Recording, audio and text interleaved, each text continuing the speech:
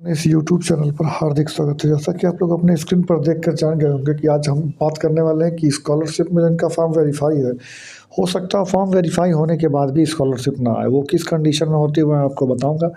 दूसरी बात यह है फ्रेंड्स कि आज केवल इस कैटेगरी वाले छात्रों को स्कॉलरशिप मिलने वाला है। तो चलिए हम सब कुछ बताते हैं आपको।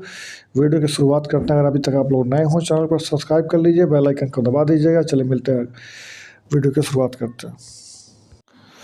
तो फ्रेंड्स ये रहा अपना टेलीग्राम ग्रुप। अगर अभी तक आप लोग इस ग्रुप में ना जुड़े हो तो जुड़ जाइए। जुड़ने के लिए आपको यहाँ ऊपर सर्च बटन में सर्च करना होगा @ लगा करके ऑनलाइन ट्रैकवे। स्पेलिंग आपको देखिए यहाँ पर मिल जाएगा। आप यहाँ पर आकर के जुड़ जाएगा। जुड़ने का बेनिफिट यह है कि आप यहाँ पर सब कुछ आपको मिल जाएगा। स्कॉलरशिप से रिलेटेड या किसी भी नोटिफिकेशन से रिलेटेड आपको सब कुछ मिल जाएगा। दूसरी बात, आप यहाँ पर हमसे कमेंट करके कुछ भी पूछना है तो पूछ सकते हैं, मैं उसका जवाब आपको ज़रूर दूंगा।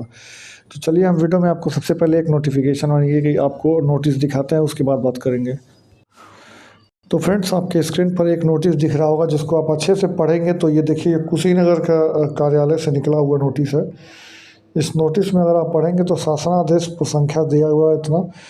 अनुभाग 1 लखनऊ दिनांक 28 मार्च के क्रम में यह निर्देशित किया गया है कि सभी आहरण एवं वितरण अधिकारियों एवं कोषागार में समस्त बिलों का बिल का जो विलंबवत है वो 31 मार्च को सायं 5 बजे तक अवश्य प्रस्तुत कर दिया जाए, जिससे कोषागार द्वारा वित्तीय वर्ष का अंतिम कार्य दिवस 31/3/2024 तक निर्धारित सीमा के 9 बजे रात्रि तक बिलों की जांच कर पेमेंट के माध्यम से भुगतान की कार्यवाही की जा सके।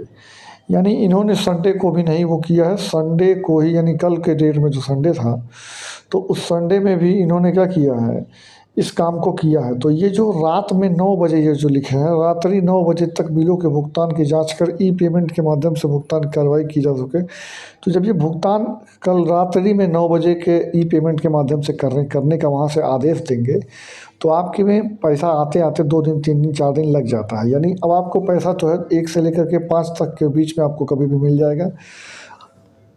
तो ये फ्रेंड्स बात रही उनकी जो उनकी यहाँ से भेजी जाएगी। दूसरा बात मैं आपको बता दूं कि कुछ लोगों के फॉर्म वेरीफाई होने के बाद भी हर साल स्कॉलरशिप नहीं आते हैं।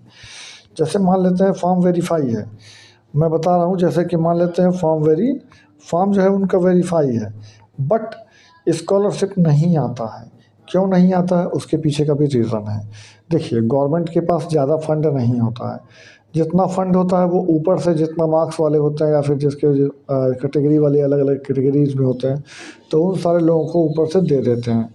बचे हुए लगभग मेरे हिसाब से हर साल कम से कम 30 से 40% बच्चे ऐसे बचे ही जाते हैं जिनको स्कॉलरशिप नहीं मिल पाती है। फॉर्म वेरीफाई रहता है बट स्कॉलरशिप ही नहीं आ पाती है, क्योंकि उनका जो है नंबर ही नहीं आ पाता। सच देखा जाए तो उनका नंबर नहीं आ पाता है। उनका फॉर्म वेरीफाई होने के बाद भी जो है स्कॉलरशिप नहीं मिल पाता है। तो ये सच्चाई है कि फॉर्म वेरीफाई होने के बाद भी स्कॉलरशिप नहीं आ पाता है। तो हम लोग इस सच्चाई से दूर नहीं है, वाकिफ़ हैं। बाकी मैं आपको बता दूं फ्रेंड्स, तो जिनका भी फॉर्म वेरीफाई है तो उनकी उम्मीद है कि 1 अप्रैल से 5 अप्रैल के बीच में फॉर्म पैसा आ जाएगा। अगर बाय द वे नहीं आता है तो वेट करिएगा, आता है आगे भी दोबारा से भी कभी कभार फंड जारी किया जाता है। दूसरी बार नए वित्तीय वर्ष में भी फंड जारी किया जाता है, उसके बाद पैसे आते हैं, लेकिन पैसे आते हैं। लेकिन मैं आपको बता दूं फ्रेंड्स, तो बहुत सारे बच्चे, हर साल की सच्चाई यही है कि वेरीफाई होने के बाद भी फॉर्म पैसा नहीं आ पाता है। ये सच है जिसको हम कभी भी झुटला नहीं सकते हैं, जिसको हम पीछे नहीं छोड़ सकते हैं। तो ये सारी जानकारी जो कि थी मैंने जो कि आपको दे दी है। बाकी आप लोग अपना स्टेटस PFMS पर भी चेक कर सकते हैं, जो कि मैंने आपको पिछले वीडियोस में बताए थे कैसे आपको चेक करना है। तो उसके थ्रू आप जा करके PFMS पर अपना जो है मतलब स्टेटस वगैरह चेक कर सकते हैं। तो चलिए मिलेंगे अगले वीडियो में, तब तक के लिए अपना ख्याल रखिएगा। जय हिंद, जय भारत, धन्यवाद।